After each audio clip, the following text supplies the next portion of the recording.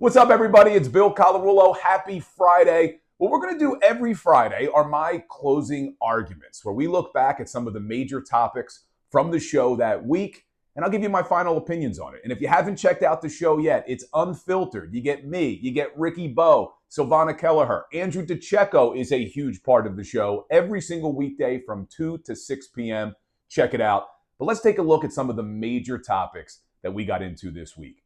We got to start with the big one, and that was the 40-something page article about Joel Embiid that hit ESPN. And you could see all the notes and all the Post-its of me going through this a couple of times. There was a lot in here. So let me get this out of the way first. No one is absolved from blame with this Joel Embiid Sixers situation.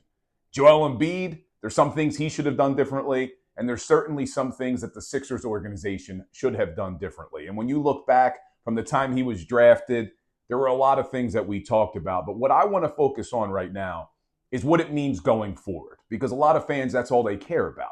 Is this Sixers team going to compete in the Eastern Conference? Do they have any shot of competing in the Eastern Conference? Now, if Joel's healthy and Paul George is healthy, yeah, the team's got a shot. The Eastern Conference is wide open.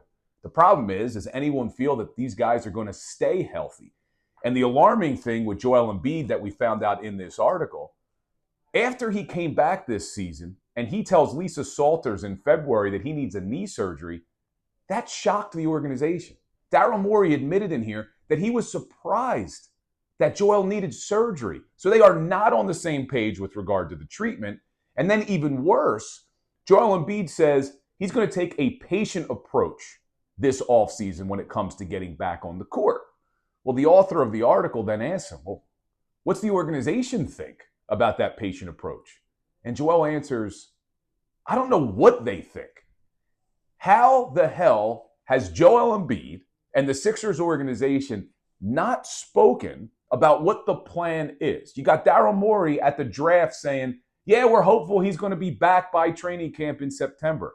Now you have Joel saying, no, I don't have a timeline. I'm going to be patient. Then you have Joel saying, well, I don't know how they feel about the patient approach. There is a lot of dysfunction in here that's laid out. And yes, it did start from the time he was drafted. But right now, with Daryl Morey and Josh Harris calling the shots, things still aren't great between Joel Embiid and the Sixers organization.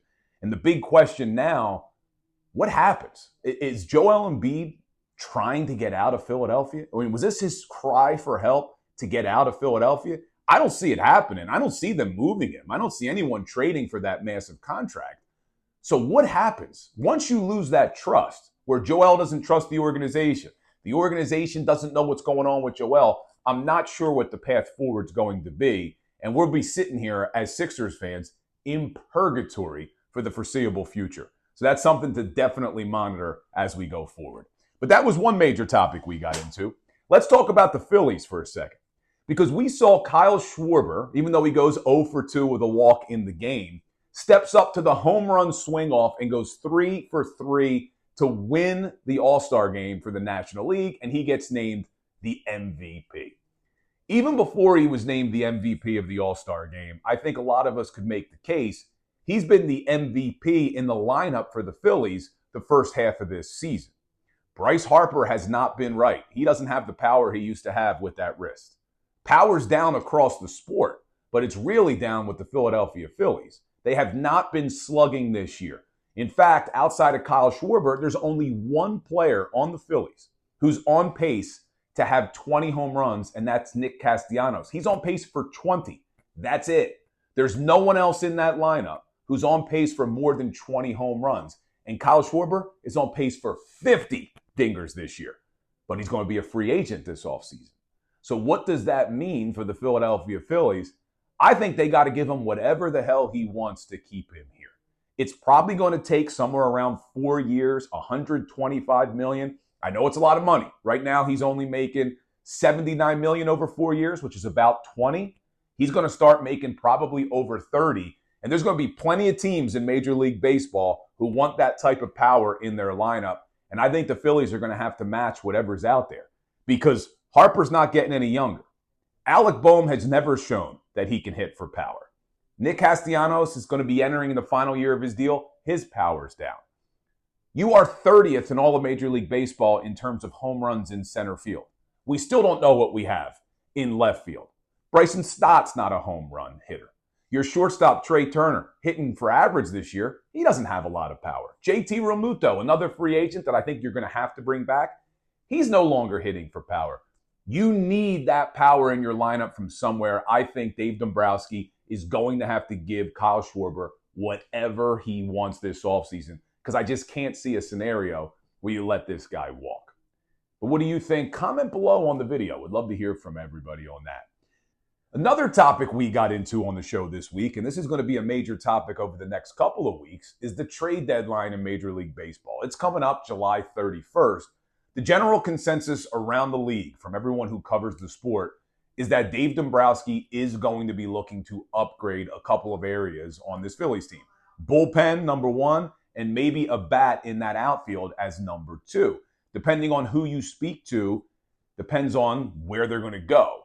Matt Gelb seems to think, from The Athletic, who's joined the show, that they're only going to try to get a bullpen arm, but others, such as Jason Stark, who joins the Mike Missinelli show every Wednesday or Thursday, and Jeff Passan seem to think they're going to get that outfielder. No matter what they do, I think it's important that Dave Dombrowski doesn't approach this deadline the way he has the other 3 seasons he's been here. They didn't do enough to move the needle at the other deadlines. In 22, 23, and last year, you had a real chance every season to win a World Series, but yet they went and they got small moves. They brought in Austin Hayes last year out in left. That didn't work out. They brought in Castro. They brought in Lorenzen. Every move they've made has just been a small move that has not really helped move the needle. Now, Estevez last year, not a bad move for the back end of that bullpen, but then they let him walk this year. One of the things we heard from Matt Gelb of The Athletic is he's hearing that Dave Dombrowski is going to be shopping in a more expensive aisle this deadline, meaning he's not just looking for a rental, he's looking for players that are under team control for the future. Well, if that's what you're looking for, you're going to have to give up a little bit more to get it. But I'd love to see Dombrowski do that. Go and make a move for not only a bullpen arm, but get an everyday center fielder or an everyday left fielder that's under team control for the next couple of seasons, because this is your best opportunity to win a World Series. With how good this starting rotation is, we know how good Zach Wheeler is. You may only have him for a couple more years before he decides to retire. Christopher Sanchez, Aaron Nola when he comes back.